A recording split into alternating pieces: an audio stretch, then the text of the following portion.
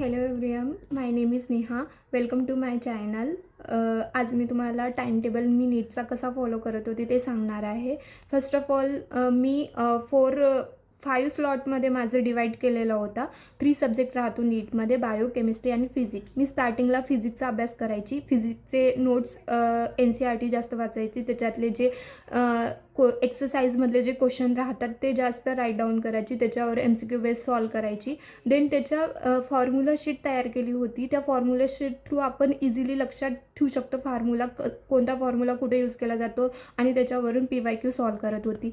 Than me second स्लॉटमध्ये biology read करत होती. बायोलॉजीमधले मी NCERT जास्त वाचायची आणि ह्या तिन्ही सब्जेक्टसाठी मी MTG फिंगरप्रिंट ही बुक्स रेफर केली होती.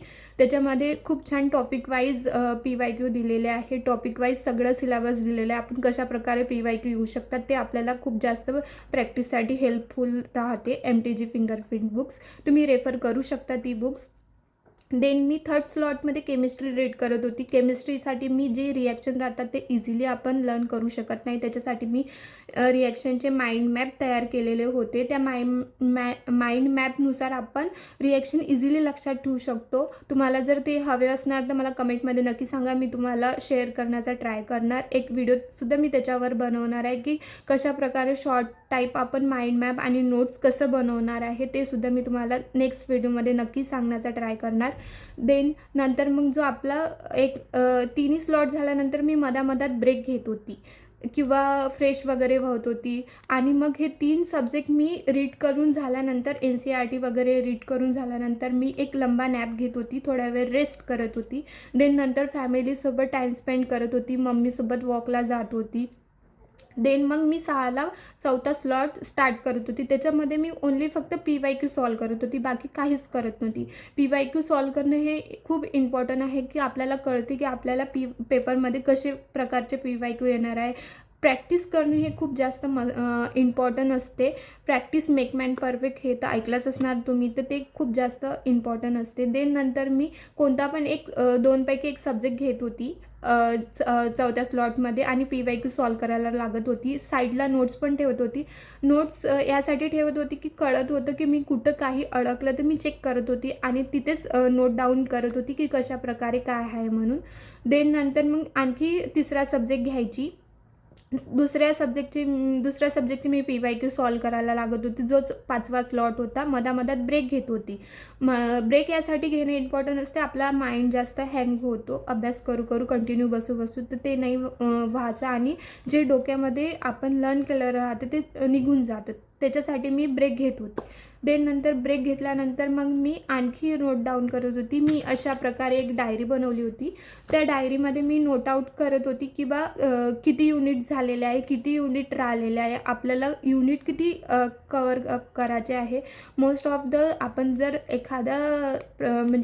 एखाद्या पेपरची तयारी करत असेल तर त्याच्यासाठी इम्पॉर्टंट असते की नोट्स नोट्सशिवाय आपण काही लर्न करू शकत नाही. नोट्स हे खूप इम्पॉर्टंट राहते. देन नंतर इझिली लक्षात ठेवायसाठी आपण माइंड मॅप तयार करायला हवे. फिजिक्ससाठी फॉर्म्युला शीट बनवायला हवी. फॉर्म्युला शीटच्या थ्रू आपण इझिली लक्षात ठेवून दुसरा कोणताही सब्जेक्ट म्हणजे इझिली एक्झाम्पल सॉल्व करू शकतो, PYQ सॉल्व करू शकतो. खूप हेल्पफुल राहतात माइंड मॅप.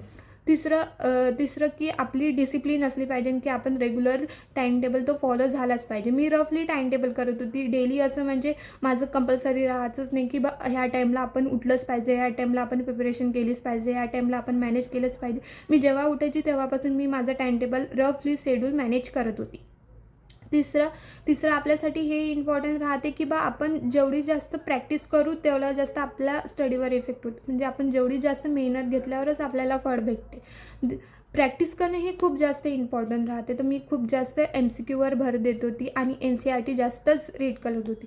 ह्या 3 सब्जेक्टसाठी जर म्हणजे NCERT बेस जर क्वेश्चन सॉल्व करायचे असेल तर तुम्ही MTG फिंगरप्रिंट रेफर करू शकता बायोसाठी, केमिस्ट्रीसाठी आणि फिजिक्ससाठी.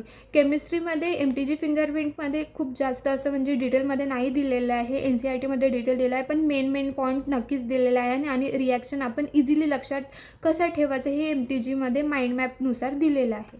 त्याच्या थ्रू आपण इझिली लक्षात ठेवू शकतो. प्रिव्हियस इयरचे जे पेपर राहतात ते जास्त सॉल्व करायला पाहिजे. ते जर आपण जास्तीत जास्त सॉल्व केलं तर आपल्याला आपल्या डोक्यामध्ये एक आयडिया येते की कशाप्रकारे पेपर येऊ शकतो. आता तसं जर पाहिलं तर फिजिक्सचा हा पेपर खूप जास्त मागच्या वेळी टफ आलेला होता. यावेळी माहिती नाही, यावेळी जास्तीत जास्त तर केमिस्ट्री टफ येऊ शकतो. तर आपण इझिली कसं लक्षात ठेवायचं तर हा ट्राय करायचा. देन डिसिप्लिन हे खूप जास्त इम्पॉर्टंट असते की शेड्यूल आपला डेलीचा शेड्यूल तर हे प्रॉपरली मॅनेज होतच नाही.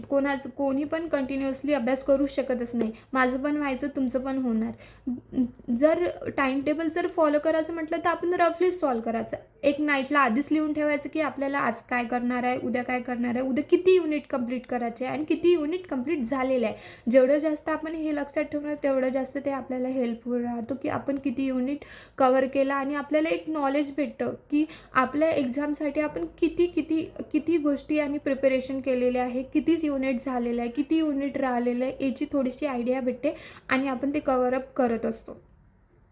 तुम्हाला जर कशा प्रकाराची notes, mind map, formula sheet याची वगैरे काही जरी हेल्प असेल तर मला कमेंटमध्ये नक्की सांगा. मी तुम्हाला सांगण्याचा ट्राय करणार आहे. मी नेक्स्ट व्हिडिओ बनवणारच आहे की नोट्स कशा प्रकारे बनवायच्या आणि माइंड मॅप कशा प्रकारे बनवायचे. तुम्हाला जर माझा व्हिडिओ हेल्पफुल वाटत असेल तर माझ्या चॅनलला सबस्क्राईब करा, लाईक करा, शेअर करा आणि फॉलो करा. थँक्यू.